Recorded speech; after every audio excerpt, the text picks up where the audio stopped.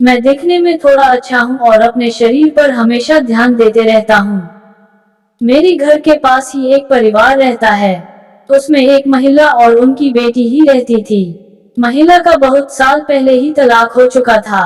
वह महिला देखने में किसी हीरोइन से कम नहीं है। हम सभी लड़के उन्हें सेक्सी आंटी के नाम से ही जानते हैं। उनका ड्रेसिंग सेंस बहुत ही अच्छा है। हर तरह के कपड़े पहनती है, लेकिन जब भी साड़ी पहनती है किसी भी परी से कम नहीं लगती थी। मैंने अपने आगे के शिक्षण के दिल्ली के कॉलेज में एडमिशन लिया था, तो मैं दिल्ली चला गया था। वहाँ लगभग 6 महीने हो गए थे, तभी मुझे पता चला कि उन आंटी की बेटी भी दिल्ली में ही पढ़ रही है। पहचान के होने के कारण हम बहुत बार मिल लेते थे। वह दिल्ली में अकेली ही रहती थी।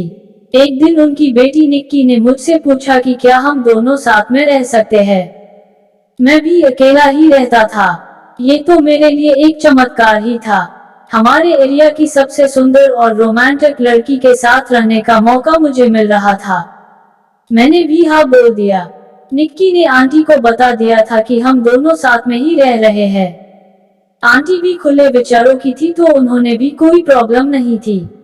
वैसे तो हम दोनों सिर्फ दोस्त की तरह रहने का सोच रहे थे, पर हमारे बीच कुछ ही दिनों में शारीरिक संबंध बन गए।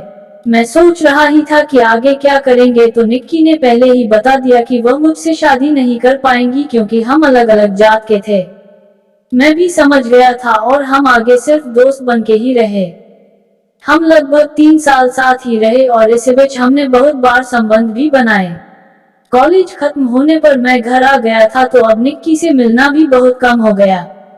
जब भी निक्की घर आती थी तभी थोड़ी बोलचाल हो जाती थी। पिछले साल ही निक्की की शादी भी हो गई, तो अब तो थोड़ी बात होने भी बंद हो गया था। शादी के कुछ दिन बाद ही एक दिन आंटी को कुछ काम था, तो उन्होंने मुझे बुलाया। उनके कंप्यूटर का थोड़ा काम था। जब मैं उनके घर पहुंचा तब आंटी नाइटी में थी। मैंने उनका कंप्यूटर देखा और ज्यादा कुछ प्रॉब्लम नहीं थी। 2 मिनट में ही ठीक हो गई। मैं वापस जाने लगा तो आंटी ने बोला, थोड़ा रुको, चाय पी कर जाओ। मैं रुक गया और चाय पीने लगा। आंटी मेरे बाजू में आकर बैठ गई और बातें करने लगी। पूछ रही थी कि दिल्ली में जब मैं उनकी बेटी के साथ रहता था तो कोई प्रॉब्लम तो नहीं हुई। मैंने भी कहा कि नहीं, कोई प्रॉब्लम नहीं हुई।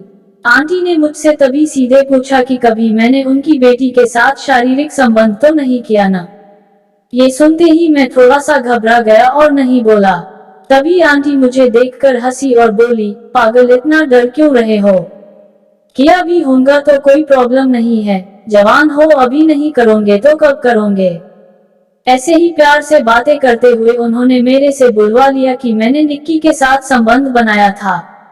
आंटी भी हंसकर ही बातें कर रही थी। बात करते करते उन्होंने अचानक मेरी जांघ पर हाथ रख दिया और बोली, मैं कैसी दिखती हूँ? मैं अब थोड़ा ज्यादा ही घबरा गया और बोला कि अच्छी ही दिखती हो।